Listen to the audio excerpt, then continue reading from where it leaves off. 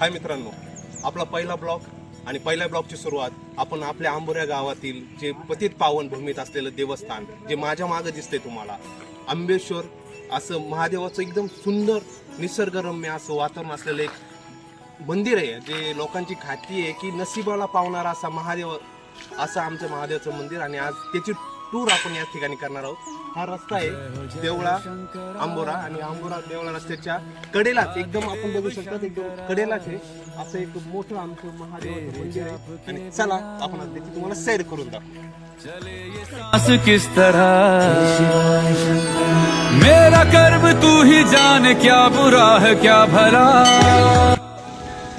या ठिकाणी आपण ज्यावेळेस पायऱ्या उतरून येतो आणि पायऱ्या उतरून आल्यानंतर आपल्याला डाव्या साईडला ज्या महापुरुषांना फक्त महाराष्ट्राला नाही किंवा आपल्या देशाला नाही तर अख्ख्या जगाला दाखवून दिलं की कर्तृत्व आणि नेतृत्वाच्या जीवावर कसं एक हिंदवी साम्राज्य उभं करता येईल, अशा महापुरुष छत्रपती शिवाजी महाराजांचा पुतळा या ठिकाणी आपल्याला बघायला भेटत आहे.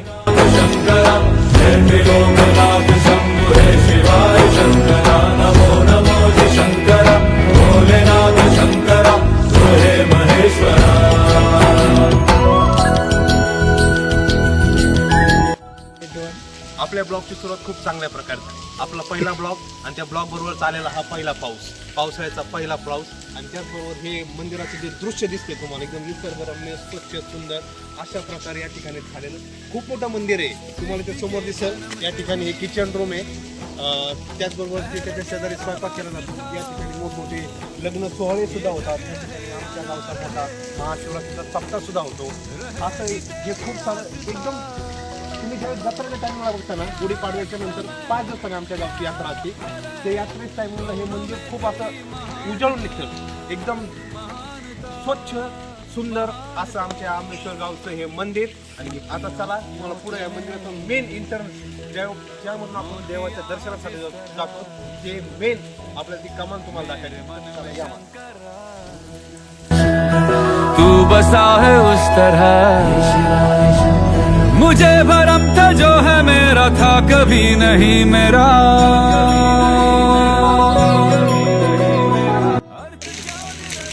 मंदिराची सुरुवात झाली आणि सुरुवातीलाच आपल्याला या ठिकाणी नागेबाबाचं जे मंदिर आहे ते ओपन मध्ये खूप चांगल्या प्रकारे हे सगळं जुनं आहे. ज्यावेळेस आपण जवळ बघतो ना, जवळ बघतो हे सगळं दगडांचे ना एकदम जुनं आहे, एकदम जुनं बांधकाम आहे. हे साईडला जे फरशी लावलेली स्टाईल ती आता लावलेली आहे, पण हे दगड एकदम जुनं आहे. आणि या ठिकाणी आपण दर्शन घेऊ आपल्या मंदिराची. पुढे तुम्हाला दाखवण्याची सुरुवात.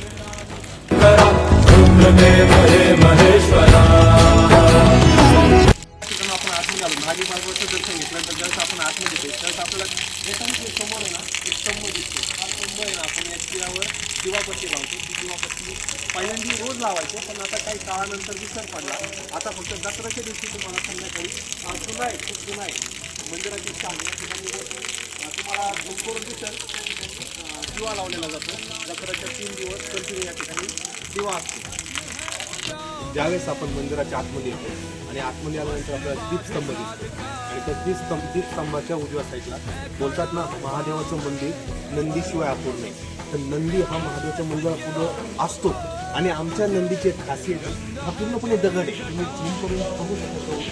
असे जे नक्षीकाम दाखवलेलं आहे पूर्ण नक्षीकाम एका दगडापासून बनवलेलं हा नंदी आहे.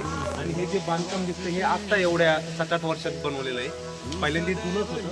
आणि चला मांगा कुछ कभी नहीं तूने सिर्फ है दिया. समुद्र मंथन का था समय जो आ पड़ा. द्वंद्व दोनों लोक में विषामृत पे था छिड़ा.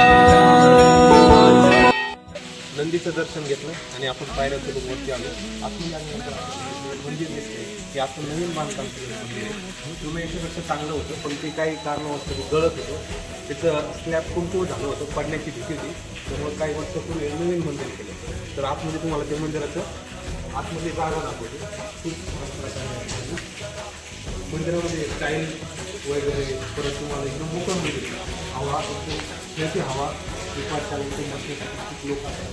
मंदिराचं मध्यभागी जागा आहे, पवित्र आहे.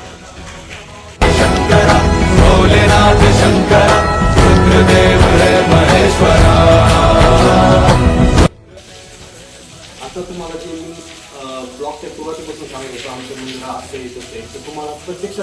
जागृत देवस्थान कसं असतं. आता तुम्ही हे बांधकाम बघा, जे जुनं बांधकाम आहे, हे Malika Ware incoming call. आहे ना दादा, तो सगळ्यात जुना आहे, जो सगळ्यात पहिला आणि जुना हे सगळं पूर्व काम आहे. एका दगडापासून बनवलेलं काम आहे. आणि चला आतमध्ये तुम्हाला त्या मंदिराची मेन जागा दाखवा.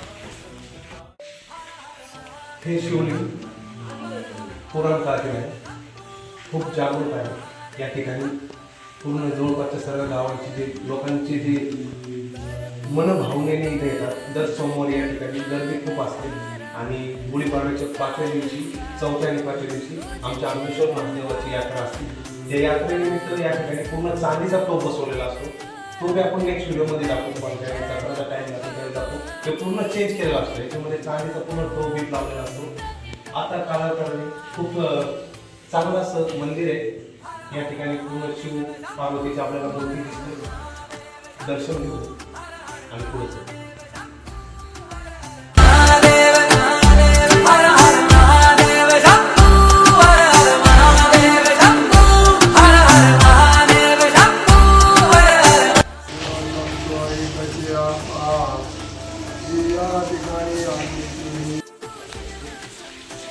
आत्ताच आपण या ठिकाणी दर्शन केलं. खूप छान प्रकारे दर्शन झालं. चांगलं शांततेने आतमध्ये बाबा पण या ठिकाणी ज्योती वाचत होते. आणि पावसाची बी सुरुवात झाली. आपला ब्लॉग बी बाहेर आलो, पाऊस घेऊन राहिला आहे. पाऊस दुपारपासून येतो. चला आता आपण तुम्हाला इथं पुढं शनी मंदिर आहे, ते शनी मंदिर जातो. आता हे शनी मंदिर आहे. या शनी मंदिरावर सुद्धा आपण या ठिकाणी जो साईडनी स्टाईल लावलेली आहे ती आत्ता एवढ्यात लावलेली आहे. ते जुनं होतं, जुनं मंदिर खूप छान होतं. आणि बोलतात ना, शनी मंदिर आहे ना ओपनमध्येच असतं, मोकळ्यामध्ये. खूप छान प्रकारे या ठिकाणी शनी मंदिराचं कॉम्बिनेशन हे आपण नंदीच्या शेजार या ठिकाणी जुन्या काळापासून आहे. असं हे आमच्या गावचं निसर्गरम्य मंदिर या ठिकाणी तुम्हाला दिसतंय.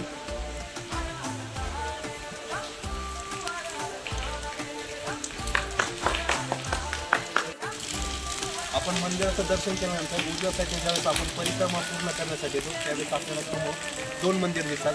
एक कट्टाचं मंदिर आहे आणि त्याच्या बाजूला ज्योतिबाचं मंदिर आहे. ते खूप छान आहे. लांबून बघता तुम्ही छोटंसं छान मंदिर आहे. चला आपण त्या ठिकाणी तुम्हाला व्ह्यू दाखवतो.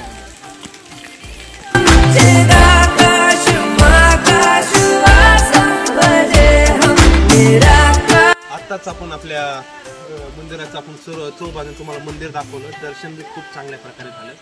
असंही आपलं आंबेश्वर महादेव मंदिर आंबोरा गावात आहे. तुम्ही स्वच्छता पण बघितली, खूप चांगली आहे. आणि विशेष म्हणजे मला आत्ताच कळलं की आपल्या जे आंबोरा गाव आहे, माझं जे गाव आहे, त्या गावाला आत्ताच 8 दिवसापूर्वी तालुकास्तरीय ग्राम स्वच्छता प्रथम पुरस्कार मिळालेला आहे. तर याचं सगळं श्रेय गावातील ग्रामस्थ आणि आंबोरा गावचे जे सरपंच येतं सागर शेठ आंबले यांना जातं. तुम्ही हा व्हिडिओ बघितला, तुम्हाला असेच गावातील अनेक जे लोकांपर्यंत जे ठिकाण पोहोचले नाही असे ठिकाणं तुम्हाला पाहायचे असेल तर व्हिडिओला लाईक करा, सबस्क्राईब करा. माझ्यासोबत माझा मित्र चैतन्य नरोळे कॅमेरामॅन, आम्ही दोघं मिळून ना तुम्हाला गावातील ज्या गोष्टी लोकांपर्यंत पोहोचल्याच नाहीत, आहेत लोकांना माहीत येतं पण ते गावापुरत्याच येतात, ते आम्ही लोकांना दाखवण्याचा 100% प्रयत्न करू. तुम्ही फक्त आम्हाला कमेंटमध्ये सांगा. जय शिवराय, जय महाराज.